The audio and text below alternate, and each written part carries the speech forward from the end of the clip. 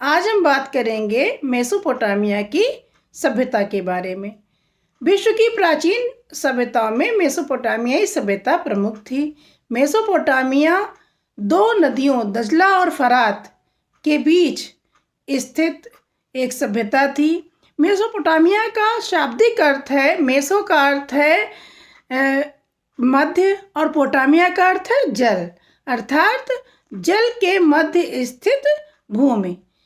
Mesopotamia को वर्तमान समय में इराक के नाम से भी जाना जाता है, जिसकी राजधानी बगदाद है। तत्कालीन समय में मेसोपोटामिया का दक्षिणी भाग सुमेर कहलाता था। यह इस सभ्यता का प्रमुख केंद्र था, इसीलिए इस सभ्यता को सुमेरियन सभ्यता के नाम से भी जाना जाता था। सुमेर के उत्तर पश्चिम में बेबीलोन और अक्काद तथा उत्तर की उच्च भूमि में असीरिया स्थित था, जो कि इस सभ्यता के प्रमुख केंद्र थे। मेसोपोटामिया सभ्यता में नदियों के बीच में स्थित होने के कारण इसमें अधिकांशतः बाढ़ जैसी विभीषिका से गुजरना पड़ता था, जिसको कि सभ्यता के विकसित होने के बाद में जो शासक थे उन्होंने नहरों के निर्माण के द्वारा इस समस्या का समाधान निकाला। और नहरों के निर्माण हो जाने से इसमें परिवहन, व्यापार आदि की सुविधा हुई और नहरों में नावों के माध्यम से भी व्यापार और यातायात आदि संचालित होने लगा, जिससे इस सभ्यता की आर्थिक स्थिति में भी सुधार आया। अब हम बात करेंगे मेसोपोटामिया की अर्थव्यवस्था के बारे में, व्यापार और वाणिज्य के बारे में। मेसोपोटामिया का व्यापार देश विदेश में प्रचलित था, परंतु प्रारंभिक प्राचीन काल में यहाँ पर सिक्कों का प्रचलन नहीं था। उसके स्थान पर सोने चांदी से व्यापार का संचालन होता था। बाद में यहाँ पर सिक्के और बाँट माप की प्रणाली विकसित हुई। यहाँ पर जो गिनती की पद्धति थी, यानी गणितीय पद्धति थी, उसे षट दाशमिक प्रणाली के नाम से भी जाना जाता था, अर्थात यह पद्धति 60 पर आधारित थी। यहाँ के लोग 1 से 9 के अंकों को लिखते थे, लेकिन यदि उन्हें 100 अंक लिखना होता था तो वो एक बार 60 और 4 बार 10 संख्या लिखते थे। इस पद्धति को षट दाशमिक प्रणाली कहा जाता था। यहाँ पर बेबीलोन एक प्रमुख व्यापारिक शहर था। बेबीलोन पश्चिमी देशों का एक प्रसिद्ध व्यापारिक केंद्र था। मेसोपोटामिया के लोगों ने पहिए के आविष्कार के द्वारा रथों और गाड़ियों का प्रयोग करके अपने व्यापार को समृद्ध किया। बेबीलोन एक अन्य कारण से भी अत्यंत प्रसिद्ध था, जिसकी अब हम बात करेंगे, विधि संहिता। सम्राट हम्मुराबी, जिनका काल 2123 ईसा पूर्व से 2080 ईसा पूर्व तक था, बेबीलोन के एक महान शासक थे, सम्राट थे। हम्मुराबी ने एक बृहद कानून संहिता का निर्माण कराया था। उनके बेबीलोन में प्रचलित कानूनों को अत्यंत उपयोगी समझा जाता था और उन्हें 285 धाराओं के रूप में एक 8 फुट ऊंची पत्थर की शिला पर लिपिबद्ध किया गया था। इस शिला के ऊपरी भाग में सम्राट हम्मुराबी को सूर्य देवता, जिन्हें शमाश कहा जाता था, उनसे कानूनों को ग्रहण करते हुए दिखाया गया और उसके नीचे ही सभी कानूनों को लिपिबद्ध किया गया था।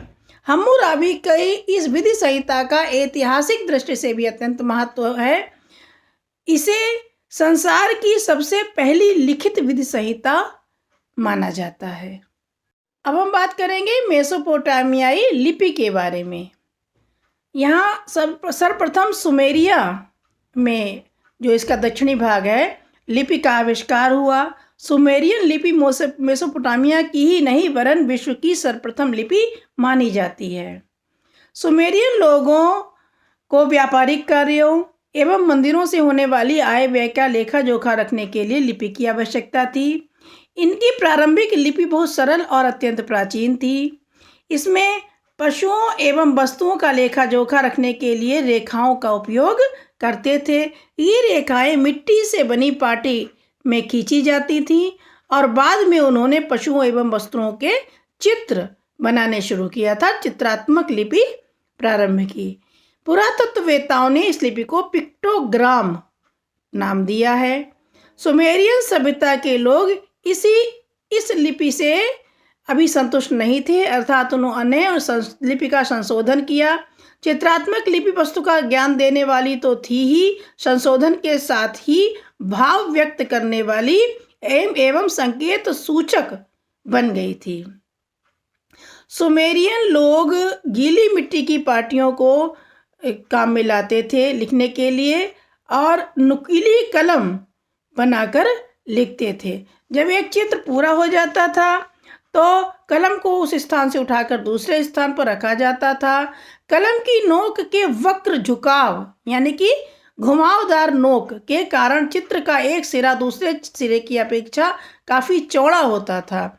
इसका आकार त्रिकोण या कील के समान हो जाता था। इस आकार को लैटिन भाषा में क्यूनियस कहा जाता है। इसलिए सुमेरियन लिपि को धूप में सुखाकर आग में पकाया जाता था। कीलाक्षर यानी कि क्यूनियस लिपि को पढ़ना सरल नहीं था।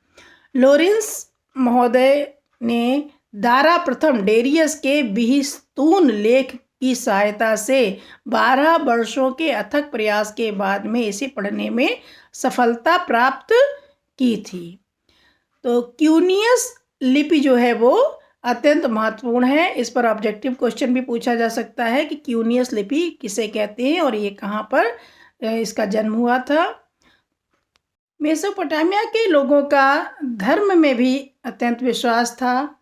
मुख्यतः प्राचीन सभ्यता में प्रकृति पूजा, सूर्य, चंद्र, पृथ्वी आदि प्रमुख थे। इन देवताओं के अपने नाम भी थे और इनके लिए मंदिर बनवाए जाते थे इनके प्रमुख देवता के लिए, जो कि प्रमुख नगरों की पहाड़ी पर स्थित होते थे। मेसोपोटामियाई मंदिरों को जिगुरत के नाम से जाना जाता था। तो इस प्रकार आज हमने मेसोपोटामिया सभ्यता के बारे में विस्तृत जानकारी प्राप्त की। इसी प्रकार से अन्य विश्व की अन्य प्राचीन सभ्यताओं की जानकारी भी हम यथा समय लेकर आएंगे और आप इसको ध्यान से देखिएगा, पढ़िएगा, समझिएगा। तब तक के लिए बेस्ट ऑफ लक। धन्यवाद।